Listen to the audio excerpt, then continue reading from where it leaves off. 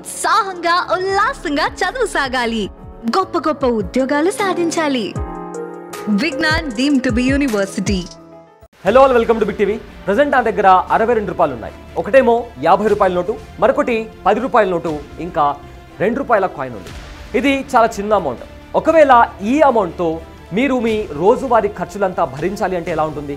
మీ ఇంటి అద్దె కావచ్చు, నీళ్లు, కరెంటు బిల్లులు చెల్లించేందుకు కూడా వీటి నుంచే ఖర్చు చేయాలి. ఏంటి ఆట పడిస్తున్నా అనుకున్నారా? ఏమాత్రం కాదండి, చాలా సీరియస్గా చెప్తున్నా. ఈ 62 రూపాయలకు మన దేశంలో లీటర్ పాల నుంచి పెట్రోల్ కూడా దొరకదు. కనీసం కిలో కందిపప్పు కాదు కదా, డజన్ గుడ్లు కూడా దొరకవు. అంతెందుకు, మనం ట్రావెలింగ్ చేయడానికి నెలవారీ ఛార్జీలు కూడా ఈ 62 రూపాయలతో సరిపోవు.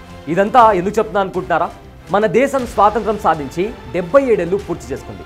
అయినప్పటికీ మన దేశంలో 7 కోట్ల మంది ప్రజలు 62 రూపాయలు కూడా రోజుకు సంపాదించుకోలేనంత దీన స్థితిలో ఉన్నారు. ఏంటి జోక్ చేస్తున్నా అనుకున్నారా?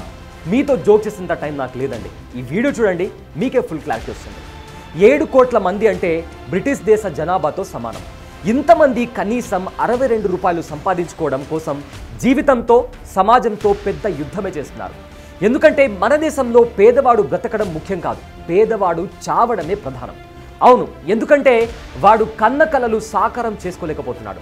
ఈ పోటీ ప్రపంచంలో బతికేందుకు, ఒక్క పూట ముద్ద అన్నం తినేందుకు ప్రసవ వేదన అనుభవిస్తున్నాడు. ఇంత శ్రమను నమ్ముకొని బ్రతికిన చివరకు పేదవాడిగానే మిగిలిపోతున్నాడు. దీనికి కారణం మన వ్యవస్థలోని లోపమే. పేదలకు మెరుగైన విద్య, వైద్యం, ఉపాధి అవకాశాలు, ఆదాయ మార్గాలు చూపడంలో వ్యవస్థ విఫలమవుతుంది. వ్యవస్థతో పోరాడలేక పేదవాడు మరింత పేదవాడిగా కృంగిపోతున్నాడు. ఒక పేదవాడు ఎలా పుట్టాడో అంతకన్నా హీనంగా చనిపోతున్నాడు. వాడిని పట్టించుకునే వాళ్ళు కూడా లేరు. అదే ధనవంతుడు చనిపోతే ప్రత్యేక ఏర్పాట్లు చేస్తున్నారు. ఇది మన దేశ పరిస్థితి. ఇక మరొక కారణం ఆర్థిక అసమానత. ప్రస్తుతం మన దేశ ఆర్థిక జీడిపి సముద్రంలోని అలల్లాగా ఆటుపోట్లకు గురవుతుంది.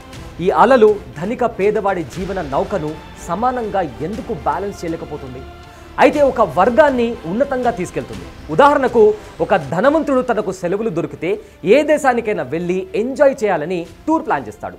అదే పేదవాడు ఉదయమంతా కష్టపడితే ఈరోజు రాత్రికి ఒక ముద్దైనా నోట్లో పోతుందా లేదా అన్న ఆలోచనతో బ్రతుకుతున్నాడు. తనకు లేకున్నా కుటుంబంలోని పిల్లలకు, భార్యకైనా అన్నం పెట్టగలనా, లేక పస్తు కడుపుతో పడుకోవాల్సి వస్తుందా అన్న భయంతో బిక్కుమంటూ బ్రతుకుతున్నాడు. దీనికి కారణం IGE అంటే ఇంటర్ జనరేషన్ ఇన్కమ్ ఎలాస్టిసిటీ. ప్రపంచంలోని ఏ దేశంలో అయినా ఎంతమంది ధనవంతులు ఉన్నారు, ఎందరు పేదవాళ్ళు ఉన్నారు అని చెప్పేందుకు ఒక క్యాలిక్యులేషన్ ఉంటుంది. అదే ఈ IGE. దీనిని తల్లిదండ్రుల ఆదాయం, వారి పిల్లల ఆదాయం మధ్య ఉన్న తేడాను చూపిస్తుంది. సాధారణంగా ఈ IGE 0.5 ఉంటే తల్లిదండ్రుల ఆదాయంలో 10% పెరుగుదల సూచిస్తుంది.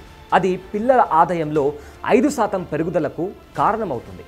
ప్రస్తుతం మన దేశంలో IGE 0.56% ఉన్నట్లు కొన్ని గణాంకాలు చెబుతున్నాయి. కానీ పేదవాడు మరింత పేదవాడిగా మిగిలిపోతున్నాడు. ధనవంతుడి కుమారుడు అపర కుబేరుడిగా మారిపోతున్నాడు. దీనికి ఒక చిన్న ఉదాహరణ గుర్తుపెట్టుకోవాలి. మన తల్లిదండ్రులు పేదవారిగా ఉండి సంపాదన ఉన్నప్పటికీ వాళ్ళ పిల్లలు పేదవారిగానే మిగిలిపోతారు.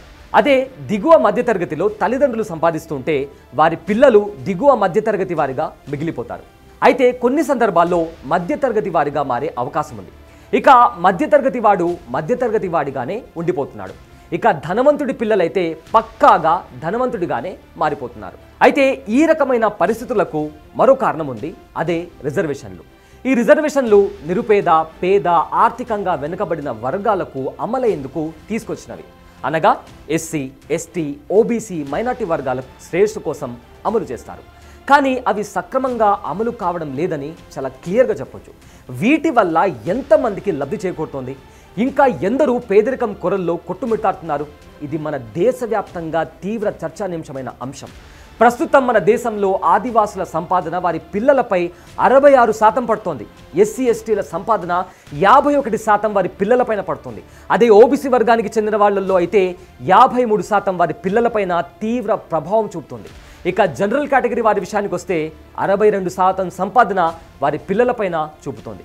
ఇలా ప్రభావం చూపుతున్న నేపథ్యంలో పిల్లల ఆదాయం కూడా క్రమంగా తగ్గిపోయి తల్లిదండ్రుల పోషణ కూడా పిల్లలపైన పడే అవకాశం ఉంది. తద్వారా పిల్లల సంపాదన పెద్దవాళ్ల కోసం కరిగిపోతూ వస్తుంది. దీంతో పిల్లలు ధనవంతులు కాలేకపోతున్నారు. ఇక రాజకీయ పార్టీల పథకాలు కీలక ప్రభావం చూపుతున్నాయి. దేశంలో ఎన్నికలు వచ్చాయంటే చాలు అన్ని రాజకీయ పార్టీలు రకరకాల హామీలతో ఓటర్లను ఆకర్షిస్తున్నారు. ఉచితాల పేరుతో హామీలు ఇచ్చి అధికారంలోకి వస్తున్నారు. ఉచిత గ్యాస్, ఉచిత కరెంటు, ఉచిత మంచినీరు, ఉచిత బస్సు, ఇలా అన్ని ఫ్రీ ఫ్రీ ఫ్రీ ఇలా అనేక పథకాలు చెప్పి అధికారంలోకి వస్తున్నారు.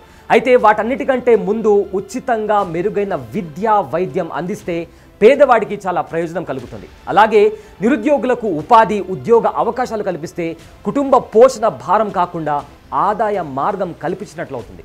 అయితే ఈ సమాజంలో 60% మంది చదువుకున్న వారు ఉచితాలను వ్యతిరేకిస్తున్నారు.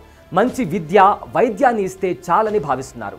ఇలా అధికారంలోకి వచ్చిన వారు ఉచితంగా మంచి విద్య, వైద్యం, మౌలిక సదుపాయాలు, ఉపాధి, ఉద్యోగాలు కల్పిస్తే ఖచ్చితంగా ఒక చరిత్రను సృష్టించిన వాళ్ళవుతారు.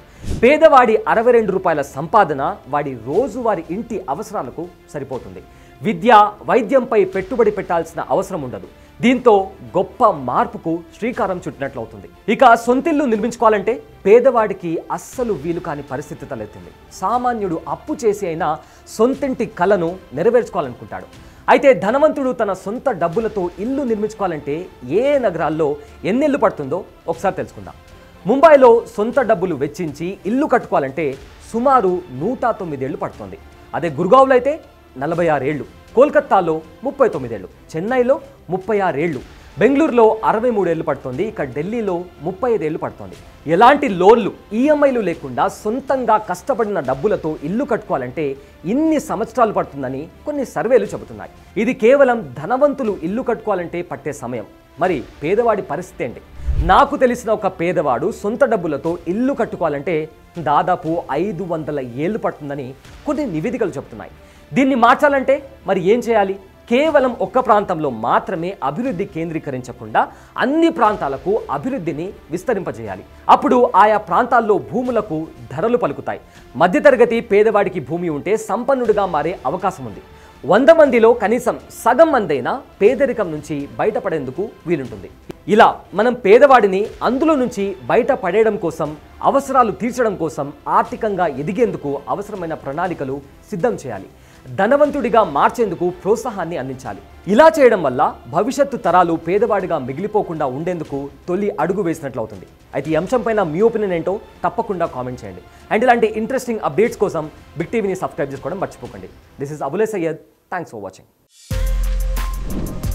For more videos like this, subscribe Big TV channel.